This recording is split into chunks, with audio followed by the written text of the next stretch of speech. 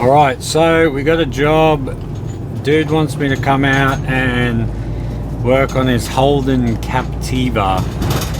What he wants me to do is his front brakes. As you can imagine, he contacted me because, again, saw a few social things and he was like, hey, I want you to come work on my car. Problem is, he's a little bit of a drive. He is near the Bay area, but apparently he's towing a caravan, so he's having issues where he's braking. Obviously it's getting stupid hot because he's got a caravan on the back, and it's becoming a serious issue trying to pull the thing up because it's shaking like mad. He reckons the steering wheel is shaking like a Woolies trolley with a busted wheel. So we'll go over there, have a look. It is the weekend, so you know, I do work all the time, but when he messaged me, he was pretty desperate to get it done, so I figure, alright, look, I'll come out. If I can get the parts, I'll come out, because sometimes it can be a bit tricky grabbing the stuff on the weekend, but managed to find it, so I'll go grab the parts. From there, just beeline it straight to where he is, because again, it's about a 40-minute drive to get there, so we should be able to get him sorted and back on the road before the public holiday. Thanks, dude, appreciate it. Enjoy the rest of your weekend, man. Take it easy, take your time. Thanks, mate. Cheers, appreciate that. Thanks, dude. Alright, got everything ready to go. Alright, so we got the stuff. That was pretty straightforward. Now for the drive all the way to where he is. So I'll flick him a text saying I'm coming now, make sure he confirms. From there, we'll get there and hopefully it's just straightforward pads and rotors. Alright, so we just arrived. We're at the port, it looks like, to be honest with you. But see the dude's vehicle now. We'll go say g'day and see what the go is. Hey man, how you doing? How you doing? How are you? Very well, thank you. You want to leave it here on the side, or? Yeah, that's good, man. Just leave it there. I'll pull up here. Thank you so much. Nice and shady. Anyway, we'll smash this out so you can get on with your long weekend. What?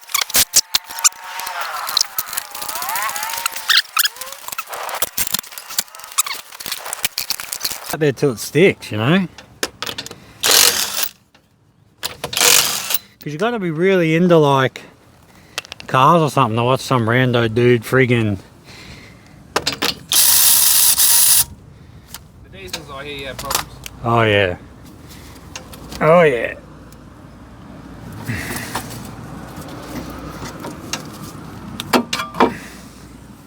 Keep the regular service up on it.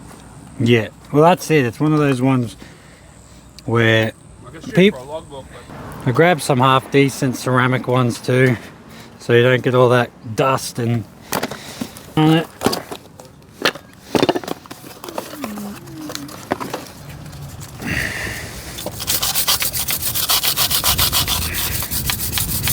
Yeah, it's full of rustling and stuff, but also it's one of those. Last time I got changed. Yeah, it's also one of those ones. Well, you could measure them, you could check out the minimum thickness on them, this, that, the other, but then realistically you would want to get them machined, but I don't machine rotors purposely. Yeah, to be honest, most of the time 80,000 kilometers worth of heat cycles gets warped, then it gets skimmed, so then you got even more material taken off it, then you're going to throw it back on. Sometimes literally, like I've had people say, I'm getting shaken again, and this is why I stopped doing it. Plus it's like a nightmare to carry the machine around to do it, like to skim them, but they'll say like 20,000 Ks, like, oh, it's getting shaky, and it's the rotors, because they're getting, they've just taken all they can handle in terms of wear and tear and heat and whatnot, so yeah. it's one of those ones where, okay, it might be a little bit cheaper at the time, but it's going to be much more annoying when we got to work it out. And saying that, on those jobs, I just said, you just pay for the rotor and I'll just throw it on. Because I kind of see that as my fault a bit. Because, you know, you pay for something and you expect it to last a certain amount of time. Have a touch of oil, as you can imagine, on the rotor. So, because they'll either have one of two things. They'll either have that geomatte finish, which is essentially they're just painted so they don't rust in storage, or they have a little bit of oil on them, like this, so they don't rust in storage. Problem is, some people don't know that, and they just throw the rotor straight on, and then they say, what the hell, why do my brakes feel so soft? It's because they're full of oil.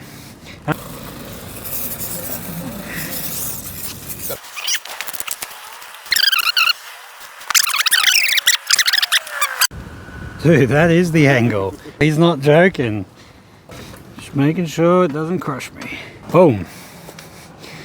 Well, if it falls off that 2.5 ton jack and then that 3 ton jack stand fails, I'm probably not meant to survive. Don't mind the rubbish. Oh.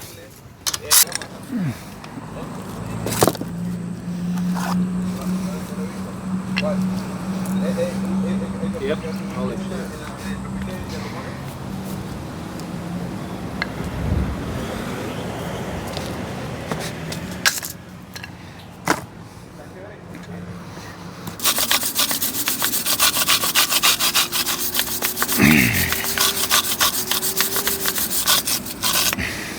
That's what I mean, it's these little things. You just gotta take the time, clean all this crap off, and then you just be obviously you won't be shocked because it'll last how long it should last, but Which is how long?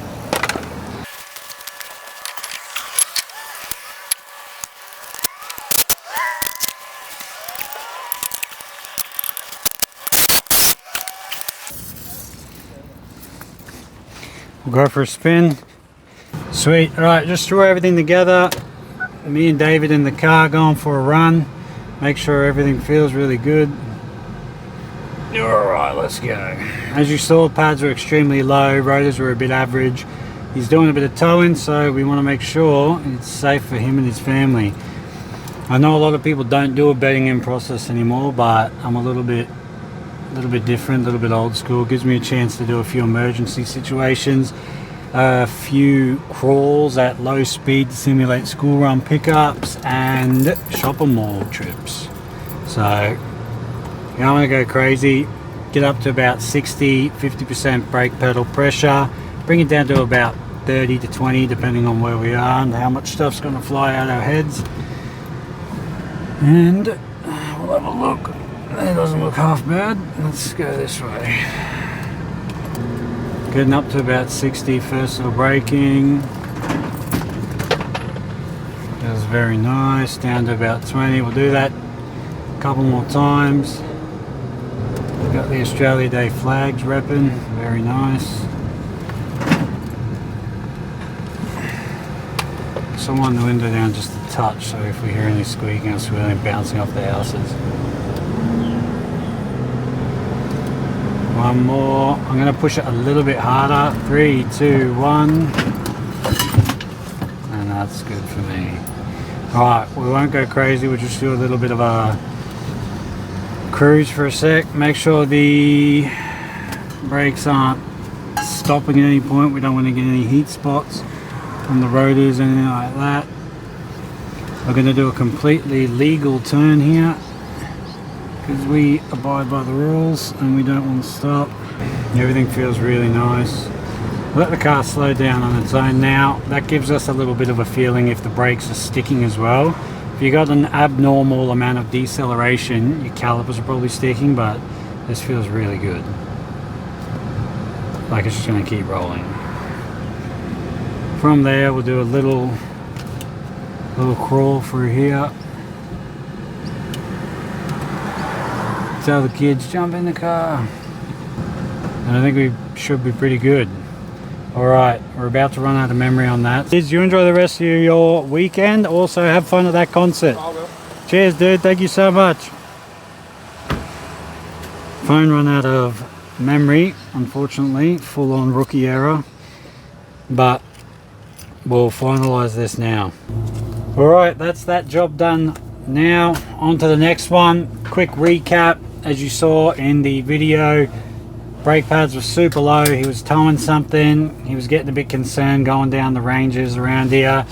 Things were getting hot and he was starting to notice his braking performance suffering, and he was a bit worried that if it was that bad now or before when it was so low, it would be extremely dangerous when it gets down to metal on metal, as it always is. But other than that, he's stoked on it. As usual, I told him, hey, listen, any issues, any problems, give me a message straight away, because if you've got a big drive all the way back up to Mackay, you will want to make sure it all works properly. But as usual, it will be fine when I'm doing the work, so we're all good there. All right, on to the next job. That's the end of this video. Thank you so much for watching.